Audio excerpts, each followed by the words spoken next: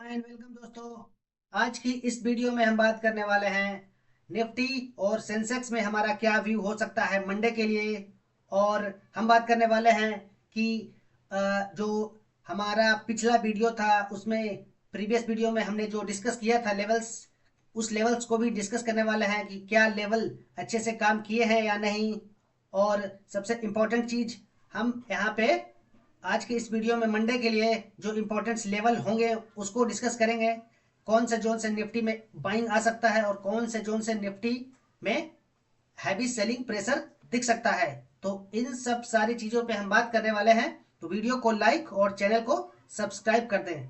तो मैं वीडियो को अब शुरू करता हूँ। मैं पिछले वीडियो में बताया था कि निफ्टी क्या कर सकता है। अ, तो शुक्रवार को मार्केट में किस तरीके से मूवमेंट था, किस तरीके से निफ्टी में बिहेवियर था, उसको सबसे पहले मैं डिस्कस करता हूं। ये एक दिन का कैंडल है और मैंने डिस्कस किया था कि अगर निफ्टी में हम लोग जब तक बाइंग की ओर नहीं जाएंगे, तब तक जब तक बाइंग की ओर नहीं जाएंगे, जब तक ये लेवल के ऊपर ट्रेड करना शुरू नहीं कर दे, जो कि था 26,230-40 के आसपास। ओके, तो शुक्रवार को हुआ क्या? शुक्रवार को निफ्टी ने क्या किया? ये जो रेड कैंडल बना था इसके नीचे खुला। अगर मैं इसको 15 मिनट के कैंडल पे लेके आ जाऊं तो आप क्लियरली यहां पे देखोगे कि निफ्टी का जो ओपनिंग था वो कहां पे था 15 मिनट के कैंडल पे। ये देखो, निफ्टी का जो ओपनिंग था वो मैंने जो आ, इस प्रीवियस वीडियो में लगाया था एक लेवल्स। मैंने बोला था कि क्लोजिंग पॉइंट मेरे लिए काफ़ी इंपॉर्टेंट होता है। तो ओपन हुआ शुक्रवार को। ये ओपन कहाँ पे हुआ? शुक्रवार के ओपन क्लोजिंग पॉइंट से नीचे हुआ। और मैंने बोला था कि अगर क्लोजिंग पॉइंट से नीचे ये ओपन होता है और एक बार के लिए फिर से एक ऊपर की ओर आता है और टच करता है क्लोजिंग पॉइंट को, जो कि क्लोजिंग पॉइंट था करीब 26,140-45 के आसपास क्लोजिंग पॉइंट था। तो एक बार के लिए वहां से अगर रिजेक्शन दिखाता है, क्योंकि क्लोजिंग पॉइंट बहुत ज्यादा इंपॉर्टेंट होता है, क्योंकि वहां पे सेलर उसके ऊपर जाने नहीं देते हैं। ओके, तो एग्जैक्टली वैसा ही हुआ। मार्केट नीचे की ओर खुला और खुलते ही ऊपर की ओर आना शुरू कर दिया। ये आप देखो यहां से 5 मिनट के कैंडल पे, ये देखो मार्केट में क्या हुआ। मार्केट में नीचे खुला। ये जो क्लोजिंग पॉइंट था हमारा, इस क्लोजिंग पॉइंट से नीचे खुला और फिर से एक बार क्लोजिंग पॉइंट को ये टच किया।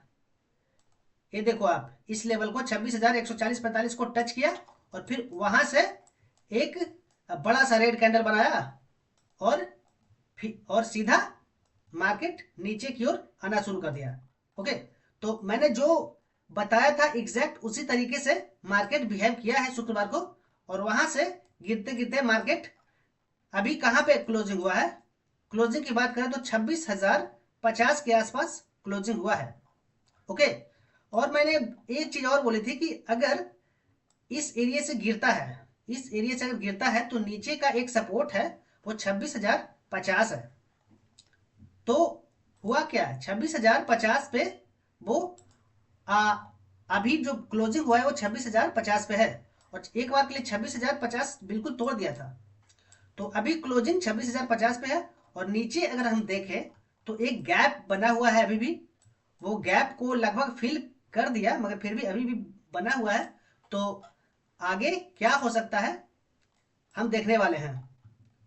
अब मैं इसको थोड़े बड़े टाइम टाइम फ्रेम पे लेकर के जाता हूं। ओके, तो मैं टाइम फ्रेम यहां से बड़ा करता हूं। ये मैं 15 मिनट का टाइम फ्रेम लगा दिया हूं। अब मैं बात करता हूं कि मंडे को क्या हो सकता है निफ्टी में। निफ्टी में मैंने बताया कि मंडे को क्या हो सकता है। मंडे को अगर इस तरीके से फिर से अब ये जो ब्रेक हो गया है, ये लेवल्स 26,050, अगर 26,050 के ऊपर खुलता है, अगर 26,050 के ऊपर खुलता है तो एक बार के लिए आपको आसानी से इस लेवल पे पहुंच जाएगा, जो कि 26,120 के आसपास है। वो आराम से इसको टच करेगा। ओके। और अगर 26,050 के नीचे खुलता है, जैसे कि इस एरिया के नीचे खुलता है, तो आपको निफ्टी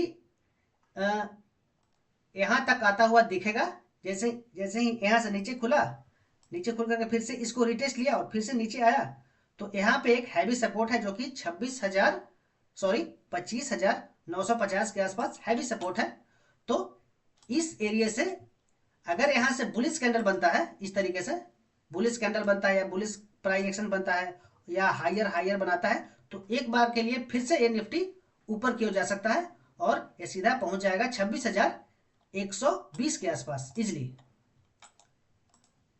ओके, तो ये हो सकता है। और ऊपर की ओर निफ्टी में मुझे लगता है कि जब तक निफ्टी इसके ऊपर जाएगा, 26,120 के ऊपर सस्टेन करता है, तो निफ्टी में एक अच्छा खासा फिर से रिकवरी देखने को मिल सकता है। और वो रिकवरी आपको लेकर के सीधा इस एरिया पे आ सकता है, जो 26,240 के आसपास फिर से पहुंच सकता है। तो ये चीजें निफ्टी में हो सकती है मंडे के दिन। डिपेंड करता है कि ओपनिंग कहां पे होता है, मार्केट खुलता कहां पे है। अब मैं इसको थोड़ा सा एक दिन के टाइम फ्रेम पे देख लेता हूं। बिल्कुल क्लियर कट है निफ्टी में, जो मैंने बताया। अगर नीचे खुलता है तो आपको एक बार के लिए यहां पे मिलेगा, और 25,900 जो भी मैंने लेवल्स बताया था, फिर उस एरिया से आपको बाउंस दिखेगा, और बाउंस आपको लेके आ सकता है 26,100 के आस 100-120 के आसपास। निफ्टी में स्ट्रॉन्ग बाइंग कब कहां से आएगी? निफ्टी में जो स्ट्रॉन्ग बाइंग है वो आपको इस लेवल के ऊपर से ही दिखेगा, जो कि 26,230-240 के ऊपर से ऊपर।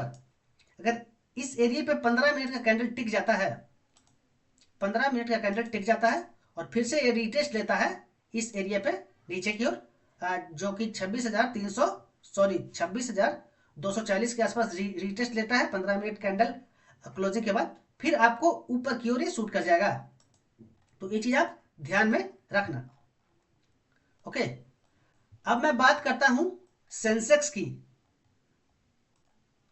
तो ये सेंसेक्स का 1 डे टाइम फ्रेम है। अब मैं सारे जो ड्राइंग्स है इसको मैं रिमूव कर देता हूं। सेंसेक्स में भी सेम उसी तरीके से बिहेवियर दिखाया है मंडे शुक्रवार को। तो सेंसेक्स में हमारा जो लेवल्स रहने वाला है वो सपोर्ट का काम करेगा। शुक्रवार का जो लोअर पॉइंट है, शुक्रवार का जो लो लगाया था, वो हमारा सपोर्ट का काम करेगा। मंडे के लिए इसको मैं थोड़ा छोटे टाइम फ्रेम पे जाता हूं। अगर मंडे को एक और मैं ऊपर से रेसिस्टेंट सपोर्ट, ये रेसिस्टेंट की तरफ काम करेगा यहां पे। अगर सेंसेक्स अगर मंडे को इसके ऊपर खुलता है, इस एरिया के ऊपर, जो कि है 85,150 के ऊपर खुलता है, तो आपको ये सेंसेक्स इस लेवल पे आता हुआ दिखेगा। सेंसेक्स में जो स्ट्रॉन्ग बाइंग आएगी वो आपको ऊपर जब लेवल्स, सेंसेक्स में आपको स्ट्रॉन्ग बाइंग इस लेवल के ऊपर दिखेगा। स्ट्रॉन्ग बाइंग जो कि है 85,760 के ऊपर ही सेंसेक्स आपको एक बहुत ही अच्छा खासा प्यारा मूवमेंट ऊपर की ओर दिखेगा। क्योंकि अगर जब भी सेंसेक्स इस लेवल पे आएगा फिर से सेलिंग स्टार्ट हो जाएगी। तो जब तक इसको ब्रेक नहीं करता है 85,600-700 के लेवल को, तब तक आपको स्ट्रॉन्ग बाइंग नहीं दिखेगी। तो अब मैं 15 मिनट के कैंडल से देखता हूं फिर से सेंसेक्स को। अगर सेंसेक्स नीचे खुलता है इस एरिया पे सेंसेक्स अगर इस एरिया पे कहीं फ्लैट खुलता है तो अगर इस तरीके से नीचे आता है और यहाँ से फिर से एक बुलिश प्राइस एक्शन बनाता है तो आपको सेंसेक्स बिल्कुल आपको इस एरिया तक मिलेगी, जो कि है 85,400 के आसपास आराम से पहुंचेगा। ओके, और अगर इसके ऊपर खुलता है सेंसेक्स, इसके ऊपर खुलता है, जैसे कि मैं बात करूं बहुत ज़्यादा ऊपर खुल जाता है इस एरिया के ऊपर, जो कि है 85,300-400 के ऊपर खुलता है, तो आप एक बार के लिए वेट कर सकते हो इस एरिया पे आने के लिए। और यहाँ से फिर से अगर बुलिश कैंडल बनाता है तो आपको फिर से एक यहाँ तक का टारगेट आराम से मिल जाएगा। तो ये था सेंसेक्स का एनालिसिस। निफ्टी अभी काफ़ी शांत है और प्रीमियम भी काफ़ी ज़्यादा मूव नहीं कर रहा है, क्योंकि इसका जो इंडिया विक्स, क्योंकि इंडिया विक्स अभी देखें तो 9.9 के आसपास है, तो इंडिया विक्स डाउन है तो आईवी डाउन है, इसीलिए ऑप्शन बायर के लिए काफ़ी दिक्कत हो गया है, क्योंकि मार्केट में वोलेटिलिटी बिल्कुल कम है, मार्केट बिल्कुल शांत हो गया है। इसीलिए मार्केट मूव भी करता है तो प्रीमियम ज़्यादा मूव नहीं करता है, इस वजह से बायर के लिए काफ़ी दिक्कत है। तो इस वीडियो को मैं अब ख़त्म करता हूँ और इस चैनल को सब्सक्राइब और वीडियो को लाइक कर दें।